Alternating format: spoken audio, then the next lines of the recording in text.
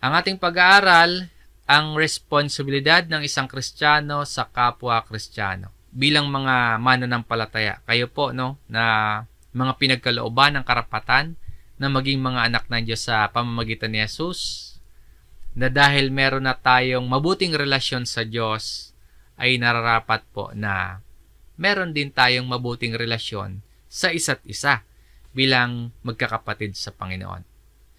Sa pag-aaral natin ngayon ng mga piling talata mula sa Biblia, nawa makatulong po ito na mabago yung puso natin at magkaroon talaga tayo ng tapat at intentional na mabuting pakikitungo sa ating mga kapatid sa pananampalataya. At nawa makita din sa atin makita natin yung kahalagahan ng pagiging aktibong bahagi ng church. Sa pag-aaral natin ito, makita din natin na lumalim pa yung ating commitment na gagawin natin yung ating makakaya para sa kapakanan ng iba, lalo na po sa aspeto at paglagong espiritual ng ating mga kapatid sa Panginoon.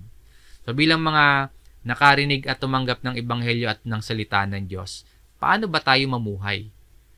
Paano ba tayo makitungo sa kapwa natin, nakarinig din at tumanggap din ng Ebanghelyo at salita ng Diyos? Ang mga pangunahing talata na ating tatalakayin ay mula po sa sulat ni Apostol Pablo sa mga taga-Galacia sa chapter 6 mula sa verse 1 hanggang 10. Ang mga version ng Biblia na ating gagamitin sa Tagalog po ay ang Bagong ang Biblia at ilang Revised Tagalog Popular Version. Sa English, New King James Version ang ating gagamitin. Sa teksto at pag-aaral natin ngayon, bigyang diin natin yung kaisipan na ang bawat isang Kristiyano ay merong responsibilidad na dapat gawin para sa ikabubuti ng kapwa Kristiyano.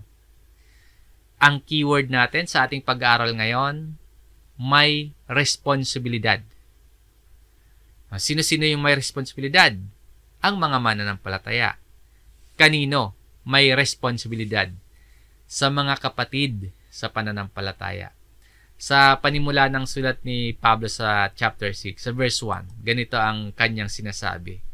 Mga kapatid, brethren. So, may responsibilidad ang Kristiyano sa kapwa Kristiyano. May responsibility tayo sa ating mga kapatid sa pananampalataya. Sino-sino ang mga kapatid na tinutukoy dito ni Pablo? Ang una niyang binanggit, sabi dito, mga natagpuan sa anumang pagsuway. Meron tayong responsibility sa ating mga kapatid na gumagawa ng kasalanan, mga nahuhulog sa pagkakasala. Yan yung natagpuan sa anumang pagsuway. Meron tayong responsibilidad na dapat gawin at gawin natin yung makakaya at magagawa natin para sa ikabubuti ng ating mga kapatid, para sa mga natagpuan sa anumang pagsuway. Sabi po ni Apostol Pablo sa ating main verse, kung ang isang tao ay natagpuan sa anumang pagsuway. Ang inaasahan po na pamumuhay dapat ng isang Kristiyano nasa pagsunod, hindi nasa pagsuway. Pero sa buhay natin ito, lahat sa atin nagkakasala pa rin. Na nasusumpungan pa rin sa pagsuway. Pero kung merong namumuhay at gumagawa ng seryosong kasalanan, ito yung mga sadyang gumagawa ng pagkakasala, ipinapamuhay yung kasalanan, tapos hindi na pinagsisisihan, ito yung mga kapatid na sa halip bunga ng espiritu ang nakikita sa kilos nila, sa pamumuhay nila, ay gawa ng laman yung nakikita sa paraan ng pamumuhay nila. Na dapat bilang mananampalataya, patay na yung masasamang pagnanasa at patay na yung makasariling pagkatao. Pero nangingibabaw pa din yung hilig ng laman. Nangingibabaw pa din yung gawa ng laman tulad ng sexual immorality o kaya yung idolatry, or nangingibabaw pa din yung hindi mabitawan yung maling relasyon tulad ng pakikiapid or kumakapit sa masasamang bisyo nakikitaan ng pagmamataas o kaya pagkamakasarili, ng kalaswaan at pagkapuot at iba-iba pang gawa ng laman. Yung mababasa din natin sa Galatians chapter 5. Kung meron tayong kapatid na natagpuan, na namumuhay sa pagsuway sa Diyos, meron tayong responsibility sa kapatid na yon. Meron tayong dapat na gawin. Ano po yung dapat gawin? Sabi dito ni Apostol Pablo, ay dapat panunumbalikin siya. No, panumbalikin o restore o ituwid. Ibig sabihin, kung meron tayong kapatid na natagpuan sa anumang pagsuway, tutulungan nating manumbalik. May gagawin tayo, may pagdidisiplina, hindi para ipahiya lang. Bagamat nakakahiya yung pagdidisiplina, no? Lalo na kung ang sitwasyon ay kailangan talagang ipahayag sa kapatiran o pag-usapan sa konseho or talakayin yung kasalanan ng isa. Lalo na kung hindi nagsisisi ang nagkakasala. Merong tayong dapat gawin. Panunumbalikin siya. Merong pagdidisiplina. Pero hindi para nga ipahiya at hindi rin para parusahan o kaya saktan lang.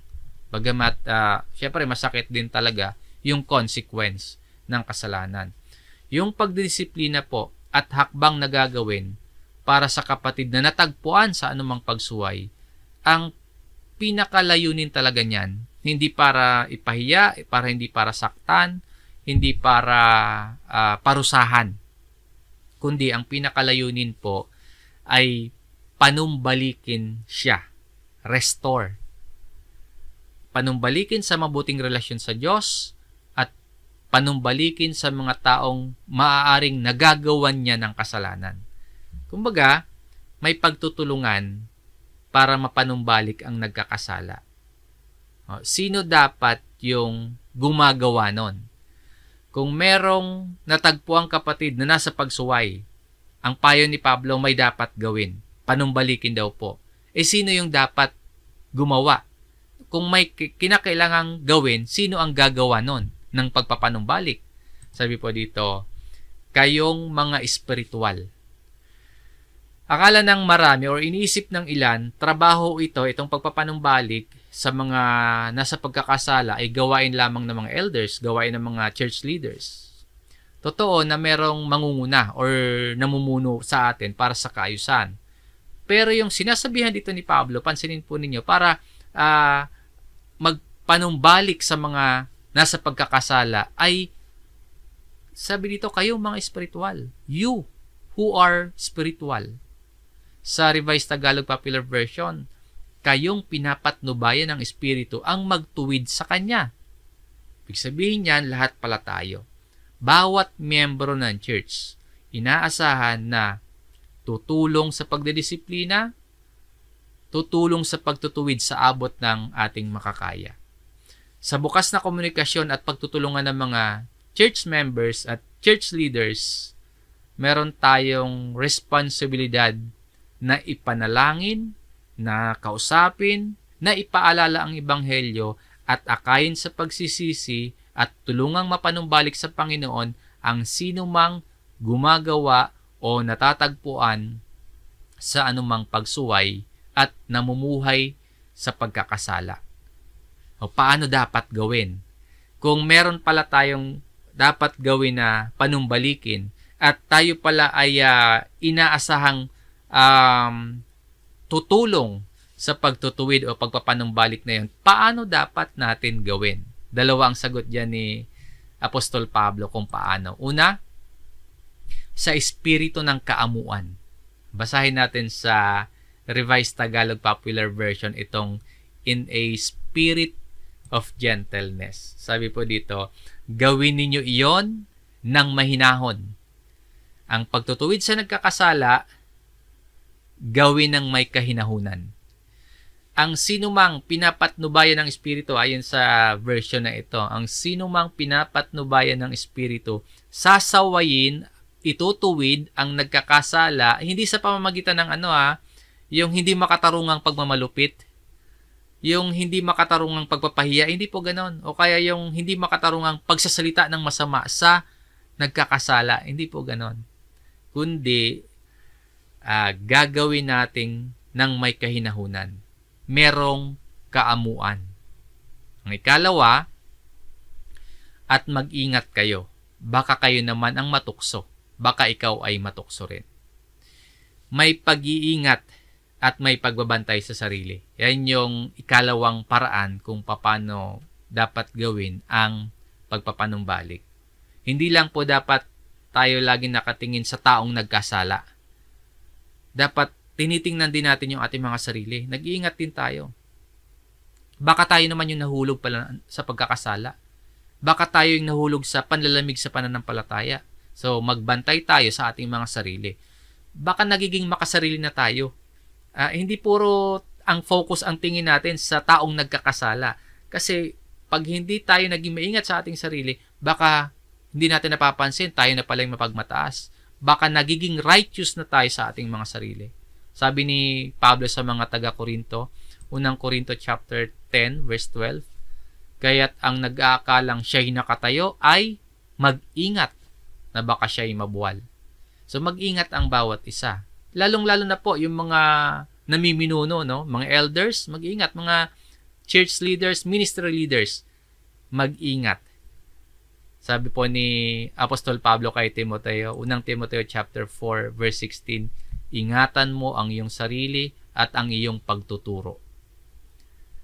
Manatili ka sa mga bagay na ito sapagkat sa paggawa nito ay maililigtas mo ang iyong sarili at ang mga nakikinig sa iyo. So, paalala po ito mga elders, no? Mga ministry at church leaders. Ingatan ang sarili. Take heed. Ito din ang sinasabi sa Gawa chapter 20 verse 28. Ingatan ninyo ang inyong sarili at ang buong kawan. Lahat tayo, ang bawat isa sa atin, nagkakasala pa rin. Kaya kailangan nating tulungan ang isa't isa para hindi magpatuloy sa kasalanan.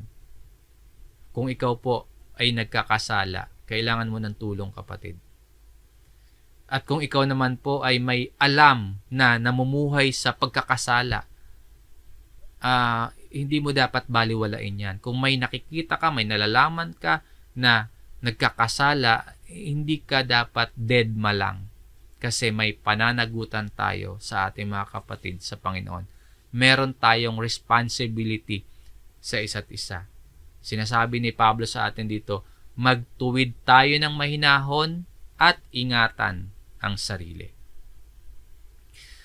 Ang ikalawang punto sa ating aralin, sino pang kapatid sa Panginoon ang meron tayong responsibilidad? No? Bukod sa mga natagpuan sa pagsuway, ito pa yung isa. Meron tayong responsibility sa kanila. Mga kapatid sa Panginoon na may mga dinadalang kabigatan o burden sa buhay. Mga may pasanin. Basahin natin tong Galatians chapter 6 verse 2. Dalhin ninyo ang mga pasanin ng isa't isa. Ang daming pasanin sa buhay na ito, no? Pero yung bibigyang focus natin dito, yung burden na nabanggit sa verse 1. Ano yung burden na yon? Kasalanan. Ang kasalanan po, kabigatan yan eh. Akala ng iba, kapag gumagawa ng kasalanan, malulutas yung problema. Merong mga nag-iisip ng gano'n. Halimbawa, nasaktan tayo. Ang solusyon natin, galit o kaya puot. Kaya gaganti tayo. Akala, malulutas yung problema kapag gumawa tayo ng kasalanan. O kaya, nalulungkot tayo. Hahanapin natin, or yung solusyon natin, hahanapin natin sa maling relasyon. Akala natin, yun yung makakapag-satisfy. O kaya makakapagpawi ng lungkot natin.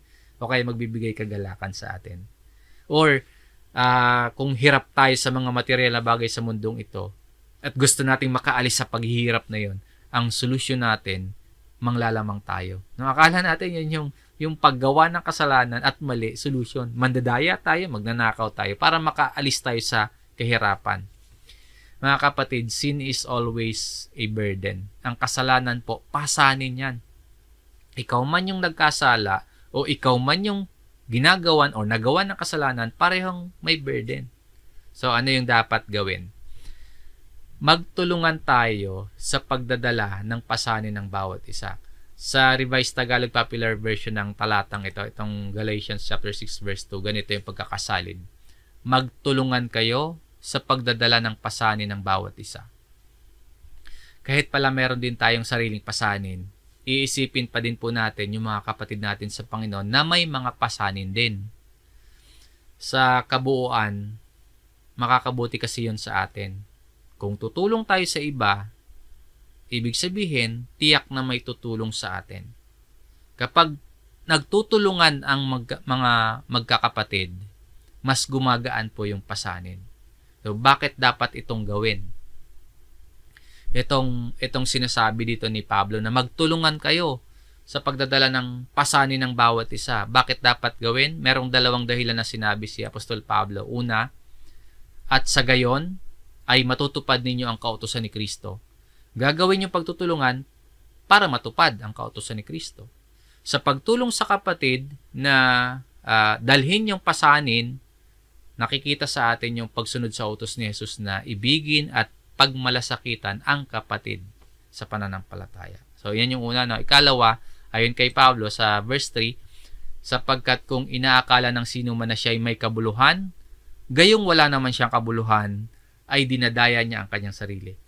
Kung hindi tayo tumutulong sa pasanin ng iba, kasi sabi ni Apostle Paul sa verse 2, dalhin ninyo ang pasanin ng iba. Kung hindi tayo tumutulong sa pasanin ng iba, maaaring iniisip natin na mas may kabuluhan ako or mas may kabuluhan tayo o mas nakakahigit tayo kaysa sa iba.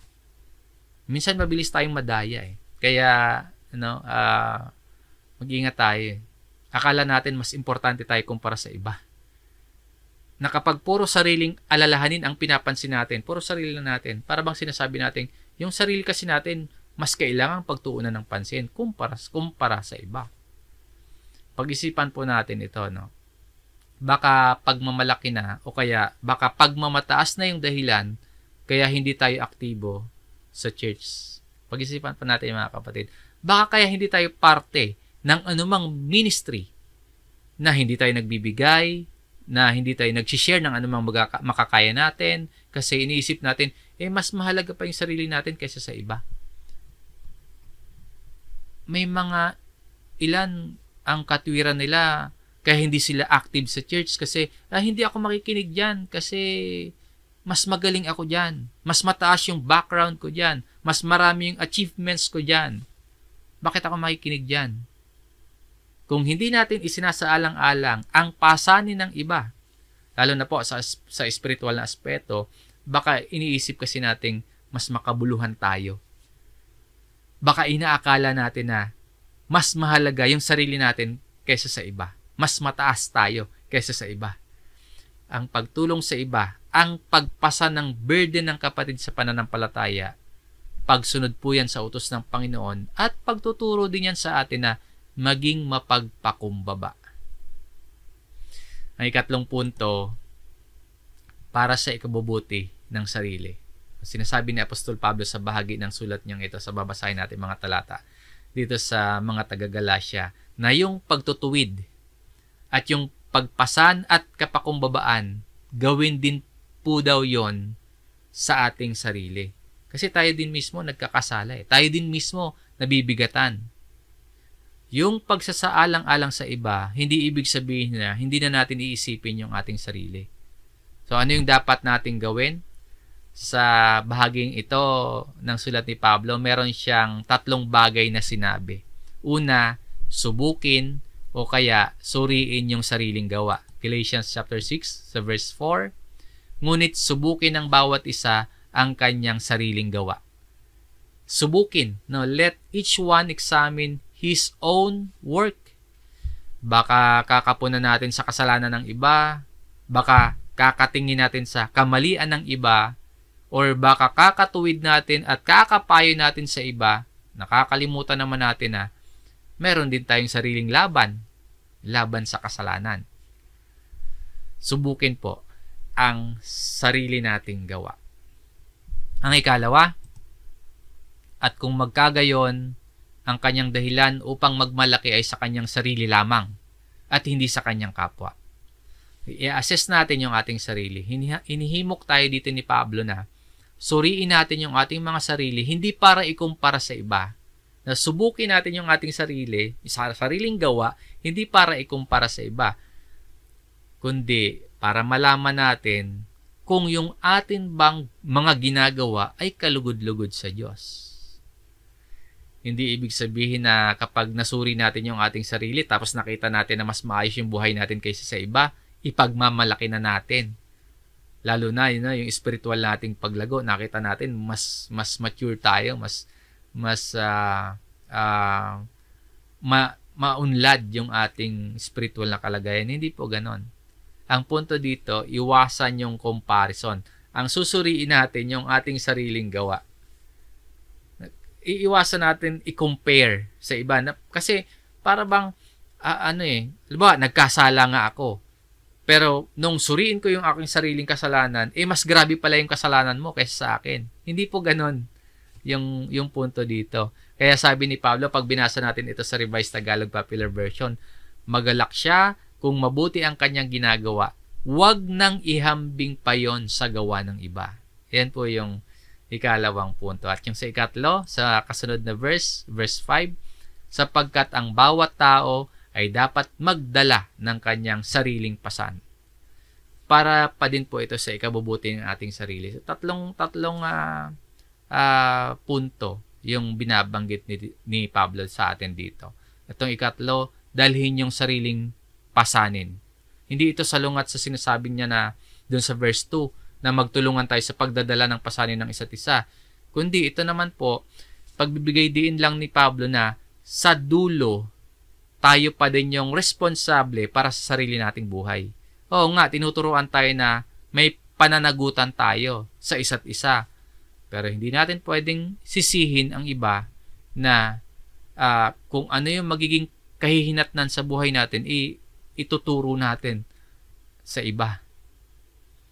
Kung sa kabila ng pagsasaalang-alang mo sa iba, kung sa kabila ng pagpasan mo sa kanilang mga pasanin, kung sa kabila ng pagmamalasakit mo sa iba, pero sila nagkulang sa iyo. Halimbawa, nagkulang yung elders, may nakagawa ng kasalanan sa iyo.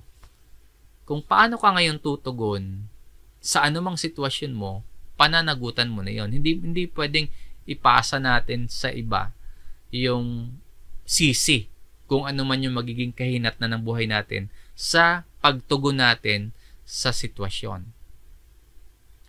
Kapag ba nagkasala sila, kasalanan din ba yung ire-response natin? Kapag nagkulang sila sa atin, magkukulang din tayo at magkakasala din ba tayo? O ang tugon natin ay patuloy tayo magtitiwala sa proseso ng Diyos? No? Sa halip na kasalanan yung response natin, patuloy tayong magtiwala sa proseso ng Diyos para sa tunay na ikabubuti natin. Gaano man kabigat o kaya gaano man kasama yung nararanasan o pinagdadaanan natin. Gawin natin itong tatlong bagay na sinasabi sa atin ni Pablo. Subukin yung sariling gawa. Huwag ikumpara sa iba. At magdala ng sariling pasan. Lahat ng ito, iyang tatlo na yan, para sa ikabubuti ng sarili natin. Ngayon, sumunod na tinalakay ni Pablo, yung relasyon ng mga kapatid patungo sa kanilang mga tagapagturo. Yung kasunod, number 4, para sa mga nagtuturo. Responsibilidad ng isang Kristiyano sa kapwa Kristiyano. Tulungan po niyo ako sa pag-unawa sa baging ito ng sulat ni Pablo kasi medyo, mga kapatid, or bias ito personally sa akin at sa buong konseho ng ministro tagapagturo sa loob ng ating kalipunan. Yung mga tagapagturo po, merong responsibilidad na ipagpatuloy yung tamang katuruan at merong responsibilidad na putulin yung mga maling katuruan. Mula sa verse 6 hanggang 8 ng sulat ni Pablo sa mga taga-Galacia sa chapter 6, sagutin natin yung dalawang tanong na ito. Una, ano yung dapat nating gawin para sa mga nagtuturo? Verse 6, Galatians chapter 6, ang tinuturuan ng salita ay dapat magbahagi sa nagtuturo ng lahat ng mga bagay na mabuti. Bilang kapatid sa pananampalataya at bahagi ng kalipunang ito, yung puntong inaaral natin sa talatang ito, ibigay ang kinakailangang suporta para sa mga tagapagturo, para sa mga nagtuturo. Ang tinuturuan ng salita, meaning po kayo na mga tagapakinig, dapat, ayon sa talatang ito, magbahagi sa nagtuturo. Definitely, pabor to sa mga nagtuturong tulad ko, kaya humingi ako sa inyo ng tulong sa pag-unawa nito. Parang self-serving, pero hindi naman po. Kailangan ko tong ituro sa inyo kasi bahagi ito ng responsibilidad ko bilang tagapagturo na ito ay nasa Biblia din naman. Siguro ang nais makita sa atin dito or nais na ipakita na dapat nating makita ay inaalala din pala ng salita ng Diyos ang kalagayan ng mga nagtuturo. Kasi ang sinasabi dito ni Pablo, primarily po tungkol sa suportang material o kaya suportang pinansyal. Tulad ng sinasabi niya sa unang Korinto chapter 9, dito sa verse 4. Pagbalay-balayan natin mga talatang ito, wala ba kaming karapatang tustusan ng iglesia sa aming pangangailangan? Ito yung sila Pablo, yung mga tagapagturo. At sa verse 11, naghasi kami sa inyo ng pagpapalang espiritual. Malaking bagay ba naman kung umani kami ng mga material na pakinabang mula sa inyo? At sa sulat ni Apostol Pablo kay Timoteo, ganito yung kanyang sinasabi or sinabi sa unang Timoteo chapter 5, verse 17. Ang mga pinunong mahusay mamahala ay karapat dapat tumanggap ng paggalang at kabayaran, lalo na ang mga masigasig sa pangangaral at pagtuturo ng salita ng Diyos. Muli po, bahagi ng responsibilidad ng mga tagapagturo na ituro sa atin itong mga sinasabi dito ni Pablo. Ipinapaalala na may tungkulin din ang bawat isa, yung mga tinuturuan, may tungkulin din pala para sa mga nagtuturo, para sa mga nangangaral ng salita ng Diyos.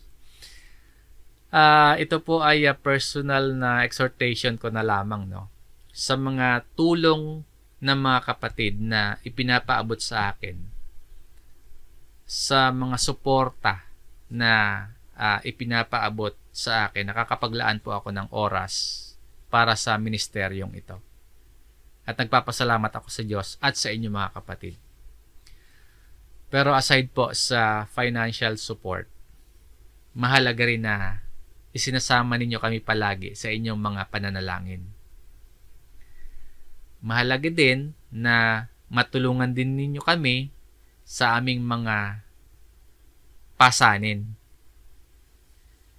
At kung meron po kayong mga puna sa aming mga preaching, sa mga pangunguna, pamiminuno sa mga lokal, maaari po ninyo itong sabihin sa amin.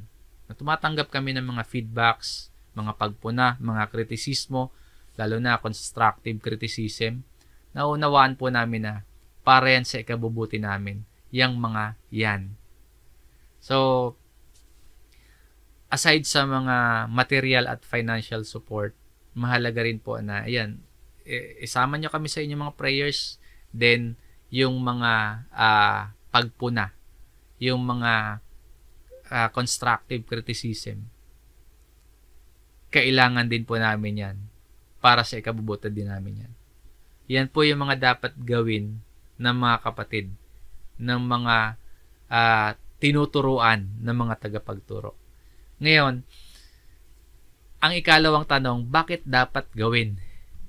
Bakit ninyo gagawin yung tinalakay dito ni Pablo sa verse 6 na pagtulong o pagsuporta sa mga nagtuturo? Ang sagot po, dahil para pa din po ito sa ikabubuti ng ating mga sarili. Sinasabi dito sa kasunod na talata sa ating main text, sa verse 7 at 8, huwag kayong padaya. Ang Diyos ay hindi maaring lukohin, sapagkat ang anumang ihasik ng tao ay siya rin niyang aanihin, sapagkat ang naghahasik para sa kanyang sariling laman ay mula sa laman, mag-aani ng kasiraan. Subalit, ang naghahasik sa espiritu mula sa Espiritu ay mag-aani ng buhay na walang hanggan. Kung ano yung inihasik, siya ring aanihin. Pero nais kong bigyang pansin natin dito yung pagkakamali ng mga gumagamit ng talatang ito para isulong yung prosperity gospel. Itong tungkol sa batas ng sowing and reaping, ginagamit ng mga prosperity teachers. Sabi kasi ng ilang mga nagpapakilalang mga preachers, kapag daw nagbigay ka ng financial support sa mga pastor, lalo kang pagpapalain. Na kapag nagbigay ka ng pera, siksik yung babalik sa'yo. Na kapag nagbigay ka ng material things, bahay, kotse, o anumang sasakyan, liglig daw at umaapaw yung babalik sa'yo. Hindi po totoo yun, mga kapatid. Walang ganyang pangako ang Diyos at walang ganyang katuruan ang Biblia. Pwede kang pagpalain ng siksik at umaapaw na pagpapala mula sa Diyos kung luluubin nyo ng Diyos. Pero hindi yung formulang ito, yung law of sowing and reaping. Hindi po yung formulang yan. Ang formula para sa iyong financial success. Na kapag nagbibigay ka sa pastor o kaya nagbibigay ka sa church, babalik sa iyo na para bang investment. Hindi po ganyan yon, mga kapatid. Ang point po, kapag gagawin mo yung pagsuporta sa mga nagtuturo, ibig sabihin na susuportahan mo yung pangangailangan ng tagapagturo na natutulungan sa halimbawa, financial na pangangailangan ng nagtuturo.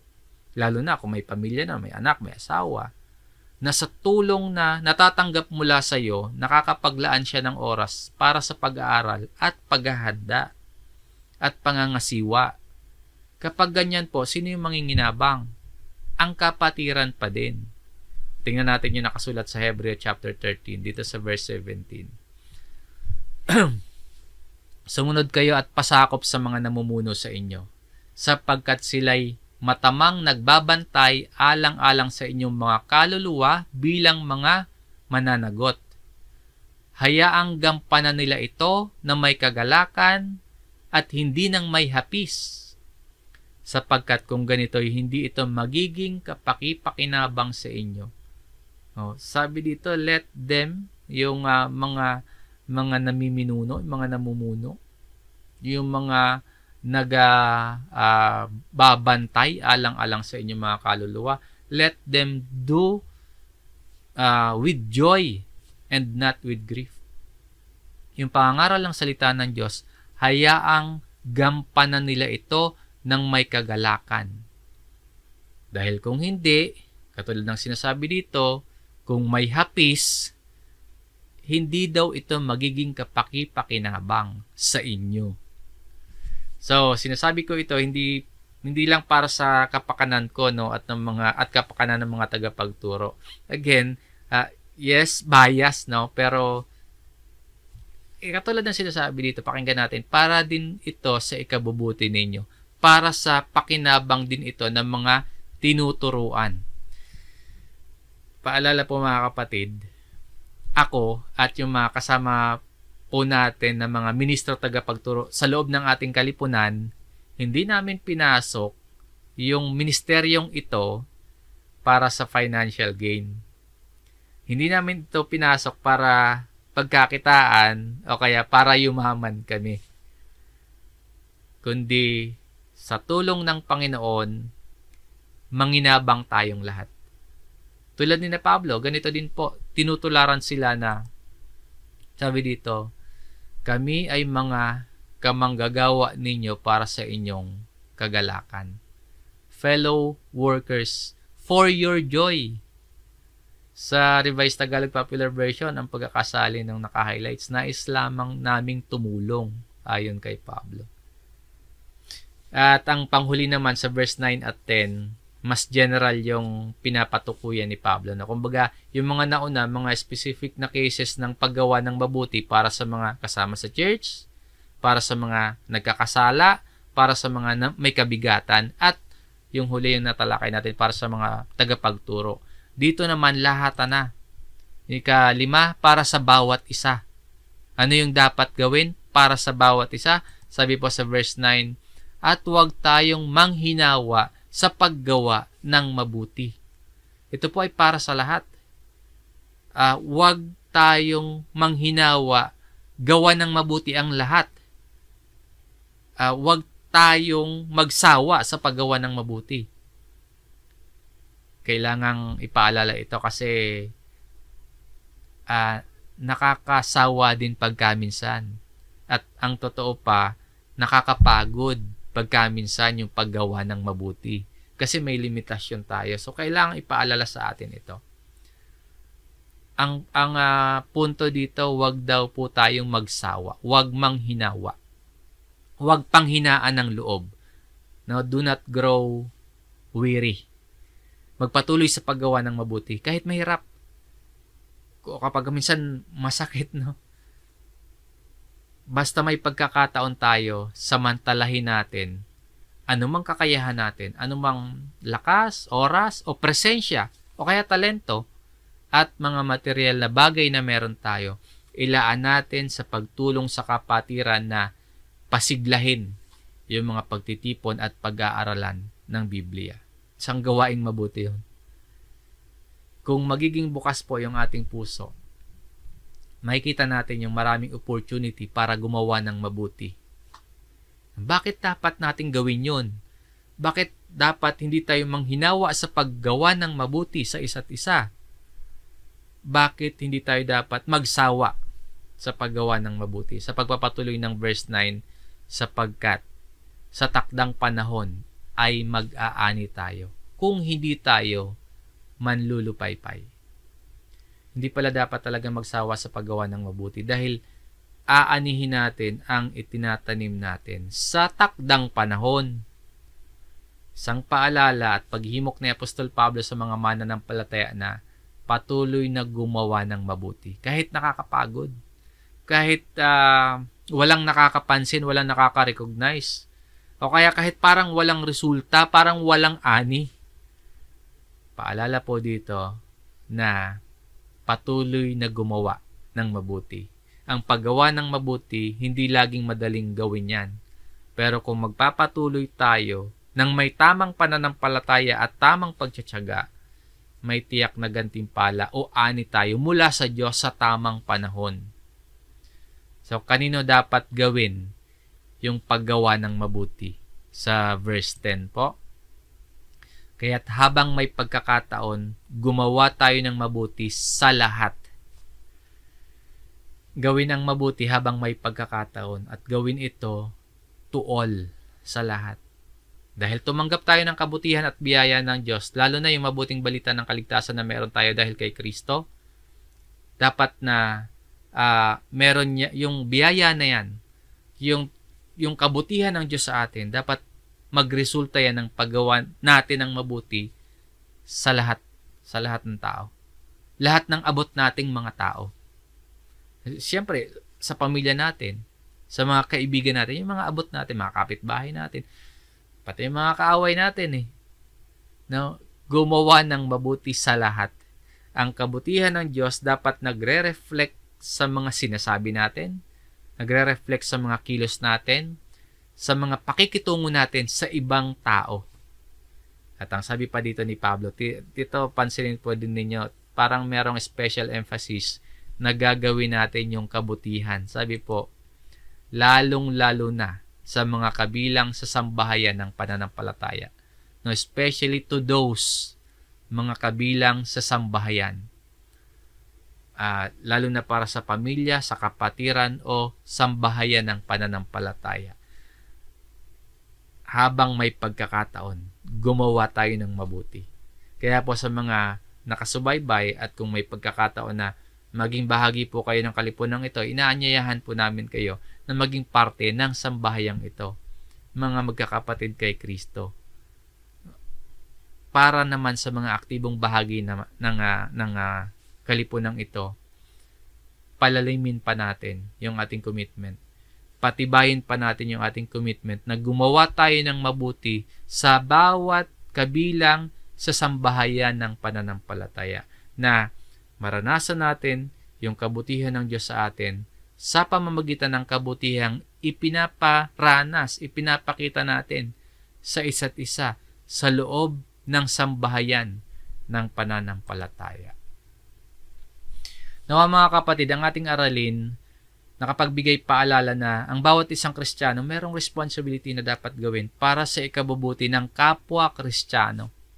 Na meron tayong responsibilidad para sa mga nahuhulog sa pagkakasala, para sa mga may dinadalang pasanin sa buhay, at ganoon din po, meron din tayong responsibilidad sa ating sarili, para sa mga nagtuturo sa atin, at para sa lahat, yung huling bahagi na ating tinalakay, para sa lahat, lalo na sa mga kapatid sa pananampalataya.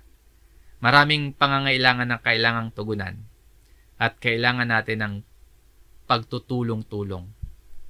Bilang isang sambahayan ng pananampalataya, meron tayong responsibilidad sa isa't isa. Meron tayong pananagutan sa isa't isa bilang isang pamilya, bilang magkakapatid sa Panginoon. Mga kapatid, sa bawat pagtulong, sa bawat pananalangin, sa bawat pagsuporta, sa bawat paggawa ng mabuti, tayo po ay nagiging daluyan ng biyaya ng Diyos. Magpatuloy tayo.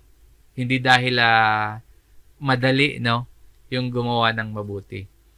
Kundi magpatuloy tayo dahil tapat ang Diyos na tumawag sa atin. Huwag tayong magsawa sa paggawa ng mabuti.